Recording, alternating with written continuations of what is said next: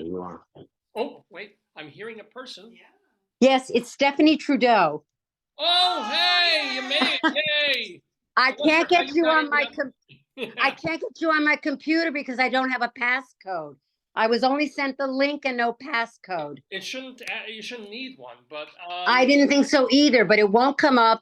And the only thing, and then this has been crazy. I somehow managed to get out of all the Thai messages, messages in Thai and every other kind of language, and have this little picture of you on my phone. So well, it's me. Hello, and it's good to see you. Stephanie Trudeau is with us. Other side. How are you, Rabbi? I'm not. Well, this is Dave. So Dave, I'm so sorry. Yeah. See, you talked to Rabbi Saul Solomon when you were. Okay, sorry. I just want to start this whole show over again. Yes. Can we start all over again? Is this what 2024 is going to be like? No. But it's fantastic to see you, by the way. And we Thank saw you just a couple of weeks ago. Maybe I can get my laptop and you can log into your stuff and I can fix it. Maybe. I don't. Please, I don't know what. But you were able to get on even with your phone, which is fantastic. Now we can do it with my phone. That's perfectly okay.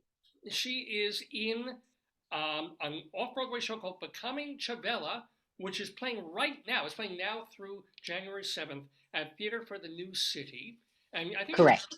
2 weeks ago, a week ago. So, but please remind us who Chavela Vargas was and your show. Okay, so my show is about Chavela Vargas. She was an iconic Mexican singer.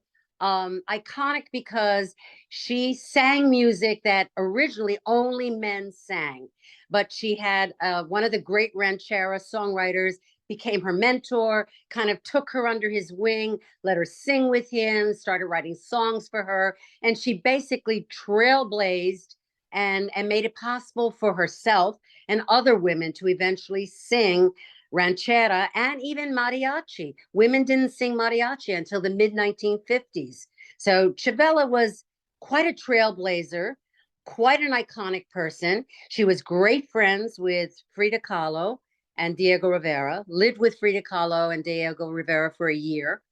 Probably learned a tremendous amount. More than friends with Frida. I mean, Yeah. And good friends with Frida, yes. You know what I'm saying. I think you don't. But well, she was a rather notorious lesbian, Chavela. And she said that Frida Kahlo was the love of her life. And Frida Kahlo did actually write a letter to a Spanish poet. I show it in my show, where Frida said about meeting Chavela Vargas that she was an extraordinary lesbian, that she was erotically attracted to her, wouldn't hesitate to take her clothes off for her, and kind of on and on and on. That she said actually Chavela was a gift sent from heaven. I think she kind of liked her. Now, how's your show been going? Because now, when we talked to you, you had just basically started. I mean, you've been doing it for a while. Well, I've had 2 weekends now, and I've got one more weekend to go. Next Thursday, Friday, Saturday, and Sunday. It's been doing very well. Audiences have been building. Audiences love it. I got a very good review. So I think it's doing quite well. As a matter of fact, one of the things that the reviewer and audience is, and I feel very deeply, is that this show should expand even further. I am raising development funds through a fiscal sponsor, Fractured Atlas. Oh, yeah. And I feel there's definitely an audience for this. I mean, you have In the Heights, you have playing at the Atlantic Theater right now, Buena Vista Social Club. My show is the first Mexican ranchera musical. And is it in Spanish or English? English. Is it, I enact everything is enacted in English. Right. So the storytelling is in English, but the songs are sung in Spanish because they have to be sung in Spanish. They're Spanish songs. Right. See. But I do help out. I give a little bit of translation. Yeah, and how many courses of La Cucaracha do you actually do? No, I'm kidding. None. Absolutely none. Really? Absolutely not. No, this is really pretty classy music. Ranchera it's like their sort of Western, like their country music. And it's got a lot of soul to it, a lot of soul and a lot of heart. and they're great songs. And then I sing some of the sort of Latin pop songs as well, like Bésame Mucho, which is a Mexican song. So everything I sing is Mexican. Well, es muy bien. I wish I were in New York to come and see it. Unfortunately, I'm out here in Maryland. My Frida Kahlo. Yeah, and my wife is this enormous Frida Kahlo fan. Oh, well, have her come and see it. I will certainly give her a complimentary ticket. Oh boy! Well, of course. The train now. Yeah, but is she gonna tape it or do like a video? Like well, what you're raising money to do it in a bigger way over because I'm raising money, Dave, to make it a true off-Broadway musical. You know, in an off-Broadway theater. It's gone from cabaret, and now it's in an off-Broadway theater for the new city. I want to expand it to like, you know, an hour and a half to probably an hour and a half musical, 90-minute musical, and it can be done in an off-Broadway house. Wonderful. Now don't go away. We okay. Want to keep you on for a couple more minutes, but I don't want to get backlogged with guests because we have another theatrical person or theater person, someone who writes more about the theater or has, and now has spent the last couple of years writing about business. Her name is Iris Dorbian. Iris, welcome back to the Daverhood. Hello, you got to unmute. Iris, how you doing? Hi, can you hear me? I can indeed. Good, yay! Now, Iris, you're on with your Aunt Bonnie called. She said call her whenever you need her. Yeah. She's with her friends. Fantastic. Thank you. That is Stephanie Trudeau over there. She is doing a show off Broadway called Becoming Chavela. Iris Dorbian is the author. Oh, Iris.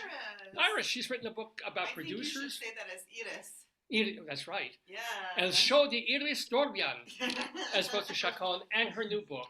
It's called Next Stop Boston. Iris, what is your book about?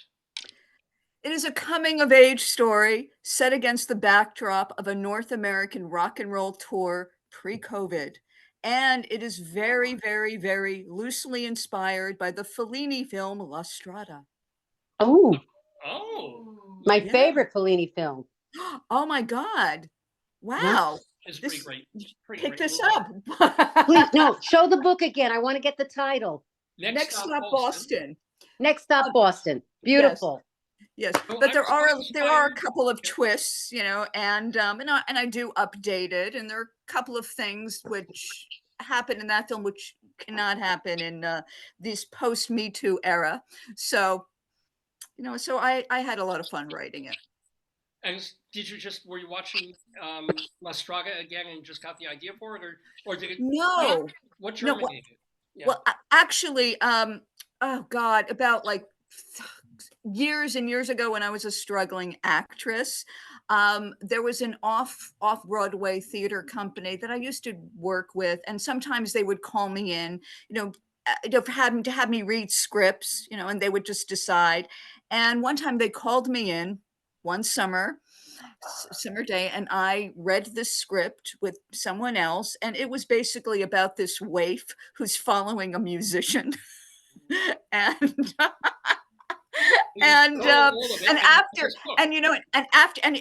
it got a really good response among the people who heard it. And they're like, God, that's like La Strada. And they were like, yeah. And I hadn't seen La Strada at that point, but it motivated me to go see it. So it always sort of stuck in my head when I wanted to work on another novel. And it was, you know, it was in the middle of COVID, and I wanted to entertain myself. So I decided I was going to write this this story that's kind of loosely inspired by La Strada, but also put in a lot of my my own little twists in there. Yeah. It's kind of a shame nobody ever adapted Fellini's 8.5 into like a Broadway musical or something. Yeah, I don't remember that. Now, I want to ask Stephanie one more question because we have to cycle through some folks. So, Stephanie, what are you hoping for in 2024? Becoming Chavela off Broadway. Absolutely. Well, can I ask?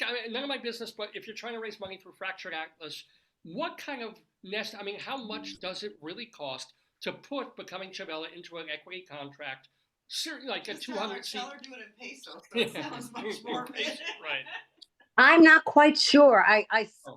I'm also trying to attract a producer. I mean, yeah, I need help because thus far I have been doing all of this, everything on my own. I would love a producer, somebody to really help me work out that budget, but I think it's got to be, you know, 100,000 at least. I can't even imagine how you could do it for less. Right. It's not a big cast, so I mean, there are ways of doing this Ah. with a decent budget. But I do, you know, it can be done through Fractured Atlas. And if you donate, it's 100% tax deductible for the Whoa. donor. So, folks, if you want to get into, well, first of all, go see Yes. Becoming Chavela, Theater for the Yes. New City. It's got one more weekend to go this coming weekend through January Right. 7th, featuring our great friend Stephanie Trudeau. Stephanie, I wish you much success with Chavela.